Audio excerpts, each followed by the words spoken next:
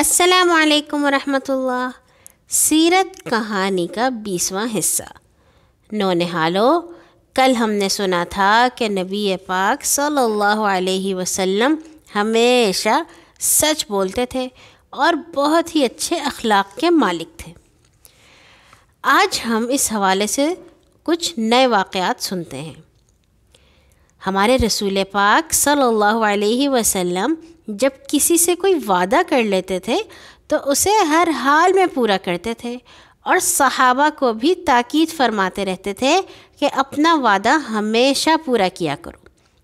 نبوت سے پہلے کا ذکر ہے کہ آپ صلی اللہ علیہ وسلم نے مکہ کے ایک شخص عبداللہ سے کوئی معاملہ کیا۔ جس جگہ یہ معاملہ طے ہوا، عبداللہ آپ کو یہ کہہ کر وہاں سے چلے گئے کہ آپ یہیں ٹھہریے، میں ابھی آ کر حساب کر دوں گا۔ آپ صلی اللہ علیہ وسلم نے ان سے وعدہ کر لیا کہ میں تمہارے واپس آنے تک یہیں ٹھہروں گا۔ ادھر عبداللہ کو اپنی بات کا دھیان نہ رہا۔ 3 دن کے بعد خیال آیا تو دوڑے دوڑے اس جگہ پہنچے جہاں آپ کو چھوڑ کر گئے تھے۔ دیکھا تو آپ صلی اللہ علیہ وسلم وہیں بیٹھے تھے۔ عبداللہ بہت شرمندہ ہوئے اور معافی مانگنے لگے۔ آپ صلی اللہ علیہ وسلم نے فرمایا، میں 3 دن سے یہاں تمہارا انتظار کر رہا ہوں، اگرچہ تم نے مجھے تکلیف دی ہے لیکن میں تمہیں معاف کرتا ہوں۔ بدر کی لڑائی کے موقع پر مسلمانوں کی تعداد کم تھی۔ آپ صلی اللہ علیہ وسلم کو ایک ایک آدمی کی سخت ضرورت تھی۔ لڑائی سے پہلے 2 مسلمان حضرت حسین رضی اللہ عنہ اور ان کے بیٹے حضرت حذیفہ آپ کی خدمت میں حاضر ہوئے اور عرض کی، یا رسول اللہ، ہم مکہ سے آ رہے تھے کہ راستے میں کافروں نے ہم کو پکڑ لیا اور پھر اس شرط پر رہا کیا کہ ہم لڑائی میں آپ کا ساتھ نہیں دیں گے، لیکن یہ مجبوری کا وعدہ تھا، ہم کافروں کے خلاف ضرور لڑیں گے۔ آپ صلی اللہ علیہ وسلم نے فرمایا، ہرگز نہیں، تم اپنا وعدہ ضرور پورا کرو اور لڑائی کے میدان سے چلے جاؤ، ہمیں صرف اللہ کی مدد چاہیے۔ صلح حدیبیہ میں ایک شرط یہ بھی تھی کہ مکہ سے جو شخص مسلمان ہو کر آپ صلی اللہ علیہ وسلم کے پاس جائے گا، مکہ والوں کے مطالبے پر اس کو واپس بھیج دیا جائے گا۔ ابھی آپ حدیبیہ ہی میں تھے کہ ایک مسلمان ابو جندل مکہ سے بھاگ کر وہاں پہنچے۔ کافروں نے مکہ میں ان کو قید کر رکھا تھا اور پاؤں میں بیڑیاں ڈال رکھی تھیں۔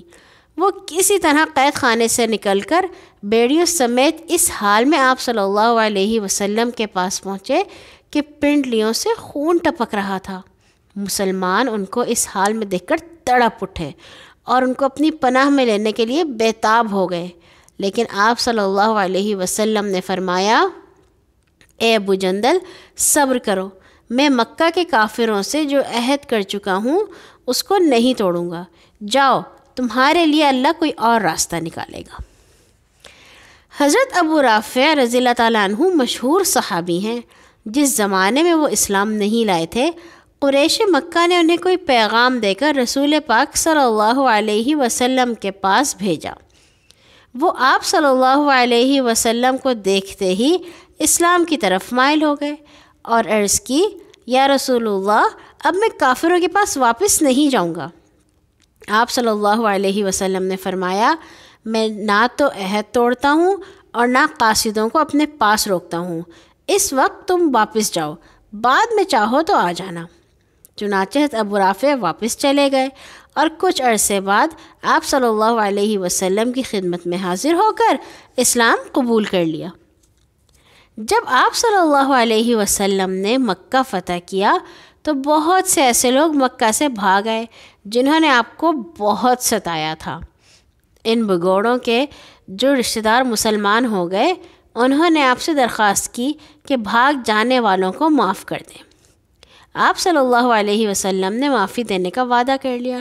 جب وہ لوگ واپس آئے تو ہمارے نبی نے وعدے کے مطابق ان سب کو بالکل معاف کر دیا۔ پیارے ساتھیوں، ہمارے رسول پاک صلی اللہ علیہ وسلم امانت اور دیانت میں اپنی مثال آپ تھے۔ دوست دشمن، اپنے پرائے، چھوٹے بڑے، سب آپ کی امانت داری اور دیانت داری کو مانتے تھے اور آپ کو امین کہتے تھے۔ نبوت سے پہلے آپ صلی اللہ علیہ وسلم تجارت کرتے تھے. لوگ آپ کے پاس روپیہ اور دوسری چیزیں امانت رکھتے. جب وہ مانگتے تو آپ ہر شے پوری کی پوری واپس کر دیتے. ایک دفعہ رسول پاک صلی اللہ علیہ وسلم بازار گئے اور غلے کے ایک ڈھیر پر سے گزرے.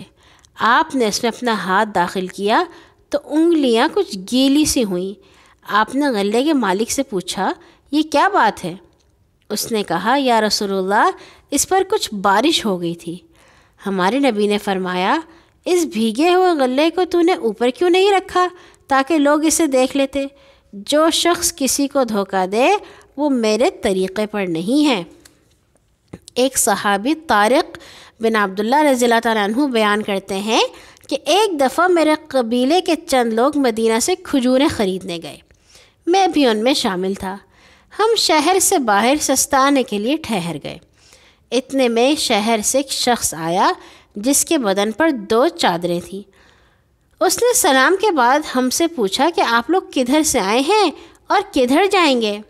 ہم نے جواب دیا کہ ہم ربضہ سے مدینہ کی کھجوریں خریدنے آئے ہیں. ہمارے پاس ایک سرخ اونٹ تھا جس کو مہار ڈالی ہوئی تھی. اس نے کہا یہ اونٹ بیچتے ہو؟ ہم نے کہا ہاں کھجوروں کی اتنی مقدار لے کر ہم دے دیں گے. اس شخص نے اونٹ کی مہار پکڑی اور شہر کے اندر چلا گیا. بعد میں ہمیں خیال آیا کہ ہم نے اپنا اونٹ ایک ایسے آدمی کو دے دیا جسے ہم جانتے تک نہیں. اب ہم اونٹ کی واپسی یا قیمت کی وصولی کے لیے کیا کریں؟ ابھی ہم اسی فکر میں تھے کہ شہر سے ایک آدمی کھجوروں کی ایک بڑی مقدار لے کر آیا اور کہا مجھے رسول پاک صلی اللہ علیہ وسلم نے بھیجا ہے. اپنے اونٹ کی قیمت کے برابر کھجوریں تول کر یا ناپ کر پوری کر لو.